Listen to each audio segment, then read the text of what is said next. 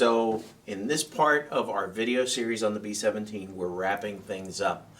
I've done all the painting, I've done all the masking, I've done the decals, I've done everything. And the last thing I did was I came on to the airplane here and I added all the small detail parts that would get in the way otherwise. In other words, I put the machine guns in, the tail and the waist guns and the radio compartment, top and bottom turrets, and in the front nose, which was really tricky. Like I say, my aircraft has a slight sheen to it because I haven't finished weathering it. We are basically done the basic build. We've built, painted, finished everything, and what I'm going to do is call this a finished B-17. The HK-132 scale B-17 is done, and I will go ahead on my own and do probably a little more weathering on this. In other words, I'll do some exhaust streaking, I'll do maybe some washes on door panels and hatches and things like that, and I'll film that separate, and we'll do those as separate videos so you can see some weathering. And then when I'm finished weathering, I'm going to hit this with a dull coat so that I get a nice flat military finish. But the B-17 is complete.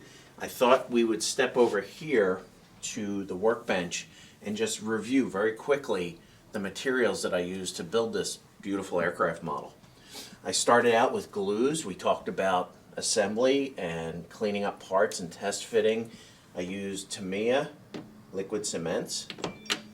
I also at times use super glue or CA, cyanoacrylate, and this is CEC Corp super glue. I use that a lot. They have formulations for plastic, wood, metal.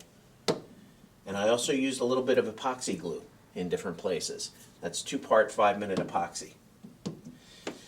When we were painting the interior of the aircraft, we used panel liner, and this is Tamiya's panel liner. It's a dark brown. I use that to outline all of the framing and structure inside the aircraft.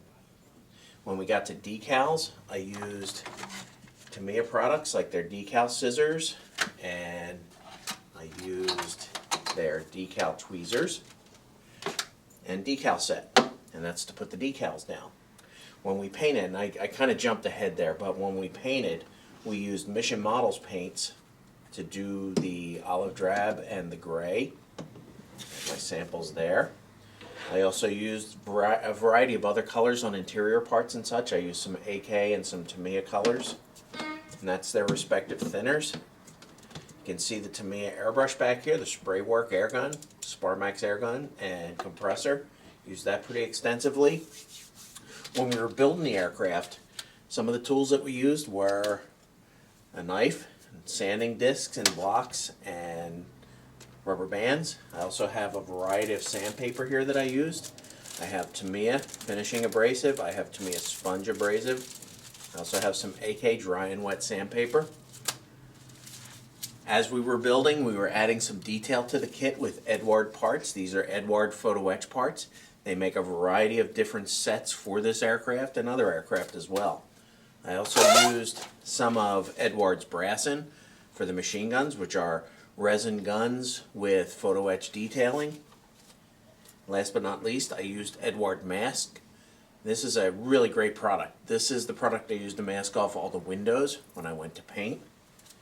And last but not least, we'll go back to the decal area and talk about Warbird's decals. I made the nose art for my aircraft from scratch, but I used Warbird's national insignia decals and data marks and things for this aircraft. These are great decals, and I think that's about it. Other than my cutters and my sanders and my drills and things like that, these are the basic materials that I used. There's the finished product. As I say, as I move along and I do some weathering on it, I will film that and we'll release that as a separate video, but there it is. It was a long road. We brought it in, and it's a beautiful aircraft model. So until next time, keep modeling, and we'll see you then.